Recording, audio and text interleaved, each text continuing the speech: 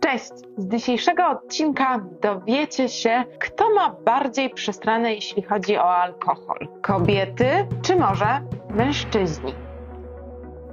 Zapraszam.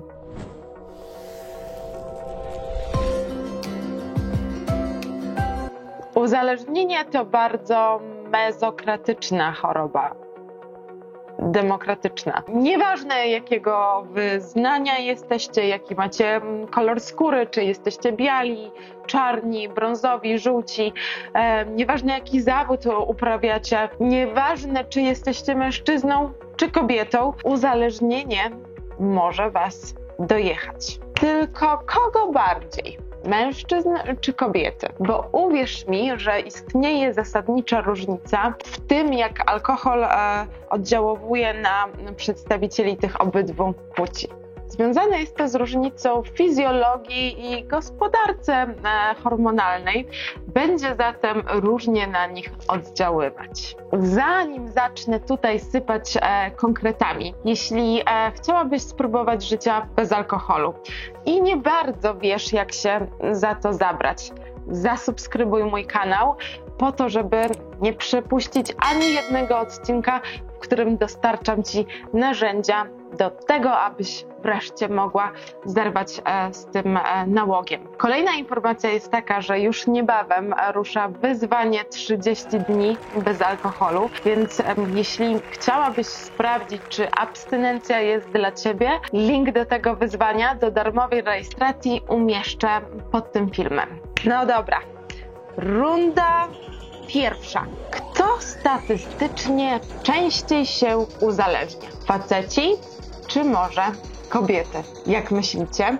Okazuje się, że to panowie są bardziej narażeni na uzależnienie od alkoholu. Niektóre źródła sugerują, i tutaj posłużyłam się danymi z National Institute of Alcohol Abuse and Alcoholism w Stanach, dlatego że nie znalazłam na ten temat informacji danych Państwowej Agencji Rozwiązywania Problemów Alkoholowych dotyczących Polski, ale Stany dadzą nam bigger picture na tą sytuację. Tak więc raport tego amerykańskiego instytutu stwierdza, że mężczyźni są nawet do 4 razy bardziej narażeni na alkoholizm niż kobiety. Nie jest do końca jasne, dlaczego mężczyźni piją więcej niż kobiety. Podejrzewam, że może mieć to związek kulturowy. Jedno z badań sugeruje, że istotne jest tu również uwalnianie dopaminy, jednego z neuroprzekaźników dobrego samopoczucia w mózgu. U mężczyzn wydziela się jej po prostu więcej. Wzmacnia to więc dalsze picie, ponieważ nasz mózg dąży do podtrzymania tego błogiego stanu. Okazało się również, że to mężczyźni są bardziej narażeni na rozwój tolerancji na alkohol. Oznacza to, że będą pić częściej, w większych ilościach. Punkt zatem dla pań, ponieważ to mężczyźni są ewidentnie tutaj bardziej poszkodowani. Runda druga. A kto szybciej się upija? Nie ma wątpliwości, że kobiety i mężczyźni różnią się fizycznie od siebie. Kobiety są na ogół mniejsze niż mężczyźni i mają mniejszą masę ciała. Paradoksalnie, chociaż kobietki jesteśmy mniejsze, mamy więcej tkanki tłuszczowej, aniżeli mają jej faceci. Alkohol jest magazynowany w tkance tłuszczowej, więc kobiety zatrzymują go więcej. Prowadzi to do odczuwania dłuższych skutków picia. Ponadto alkohol rozpuszcza się w wodzie, w naszym ciele, głównie we krwi. Kobiety mają tej wody mniej. W związku z tym będą doświadczać wyższych stężeń alkoholu, spożywając podobne ilości do ich męskich odpowiedników. Kobiety. Morał z tego taki, że upijamy się znacznie szybciej niż faceci. Punkt zatem wędruje tym razem do panów. Wiemy już, że to mężczyźni uzależniają się częściej, że to kobiety szybciej zwala z nóg. Ale jak to jest z rozwojem uzależnienia?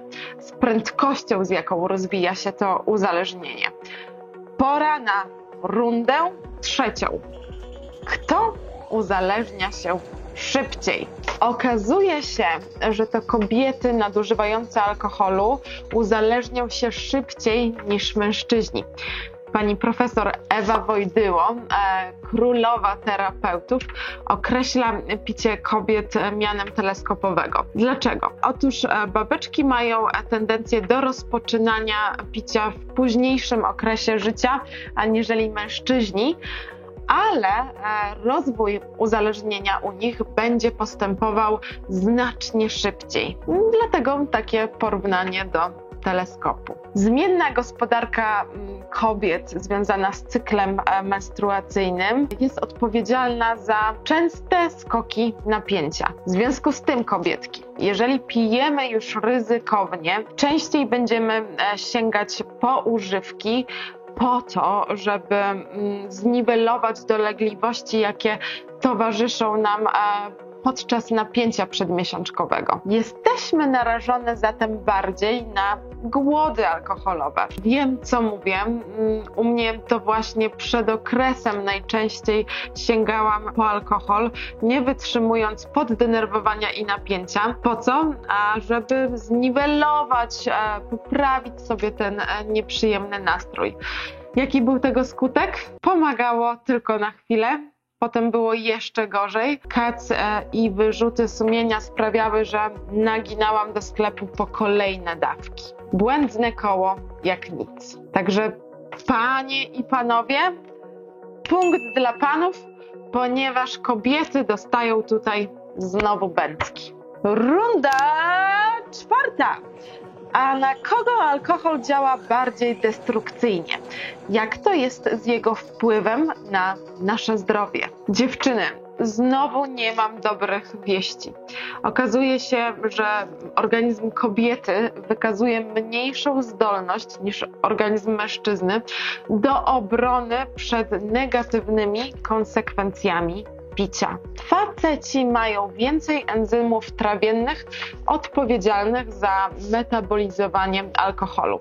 Oznacza to, że kobiety, mając ich mniej, będą go słabiej, wolniej metabolizować. Więcej alkoholu będzie zatem docierać do wątroby kobiet, co powoduje szybsze jej niszczenie. Przebywałam w ośrodku z kobietą, która miała mocno pokiereszowaną już wątrobę od picia.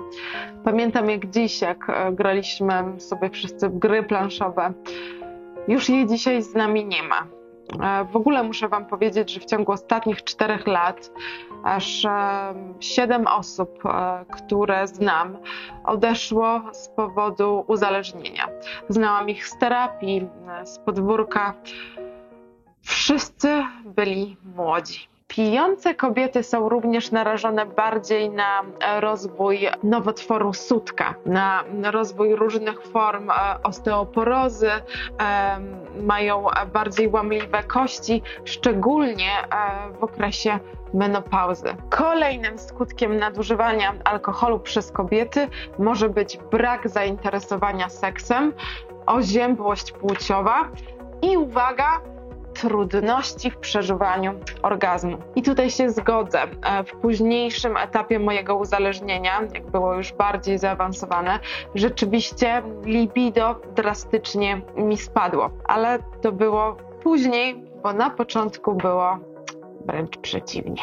Morał z tego taki, moje kobietki, że nasze zdrowie jest bardziej narażone aniżeli zdrowie panów. Skupmy się jeszcze na jednym aspekcie przy okazji tego porównywania, a mianowicie runda 5. Kto jest bardziej stygmatyzowany z powodu swojego picia? Jeśli facet upije się i narobi dziadostwa w towarzystwie, no to mówi się, że facet dobrze się bawi. Kobietę w podobnej sytuacji ocenia się moralnie. Odwołuje się do tego, co jej można, co nie, co powinna, a czego nie. Kobiety są oceniane, wytykane i stygmatyzowane. Pewnie to kobieta upadła, pewnie jest złą matką, ladacznicą.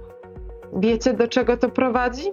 kobiety będą częściej pić w ukryciu, tak żeby nikt nie widział. Będą doskonale się maskować, przez co ich problem może początkowo nie być zauważony przez ich najbliższe otoczenie. Odbiera im to szansę na szybką diagnozę i podjęcie kroków w celu zaleczenia choroby. Ponadto w obawie przed tą stygmatyzacją, z tego powodu, że kobiecie narzucane są różne role, babki będą rzadziej decydować się na terapię. I nie mogę się z tym nie zgodzić, ponieważ byłam w 2 ośrodkach leczenia uzależnień i zarówno w pierwszym i w drugim kobiety stanowiły znaczną mniejszość.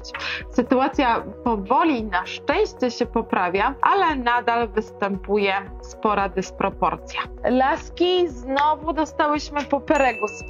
Kończymy z wynikiem 4-1 dla facetów, co oznacza, że to nam, kobietom, obrywa się bardziej. I to między innymi dlatego, ze względu na te różnice między kobietami a mężczyznami, w tym jak się uzależniamy, z jaką częstotliwością występują u nas głody, założyłam kobiecą grupę wsparcia na Facebooku. Jestem kobietą, patrzę na życie i na trzeźwienie oczyma kobiety.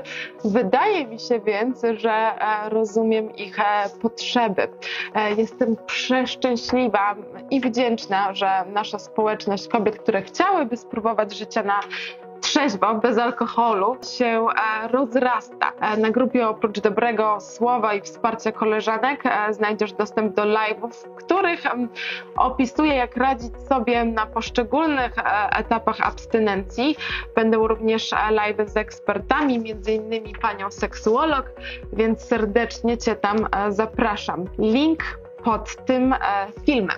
Zostawcie proszę łapkę w górę, żebym wiedziała, że tutaj jesteście i przechodzimy zaraz do podsumowania. To, że to dzisiaj kobiety są bardziej poszkodowane, wcale nie oznacza, że panowie mogą spać spokojnie. Statystyki przecież wykazały, że to oni uzależniają się znacznie częściej, 4-krotnie częściej. Dlatego proszę, miejcie się na baczności. A jeżeli uważacie, że problem uzależnienia może dotyczyć również Was, pamiętajcie, że rozwój tej zdradzieckiej choroby można zastopować na każdym jej etapie. W jaki sposób? Poprzez abstynencję. Wiem, że to brzmi strasznie, a jeśli obawiacie się, że życie bez alkoholu jest nudne, to zapraszam do odcinka, który właśnie wyskakuje Wam w poleconych. Pokażę Wam, czy rzeczywiście tak jest i w jaki sposób ten problem rozwiązać. Dzięki bardzo, że byliście dzisiaj ze mną. Do zobaczenia w kolejnym odcinku. Ciao Bambinos!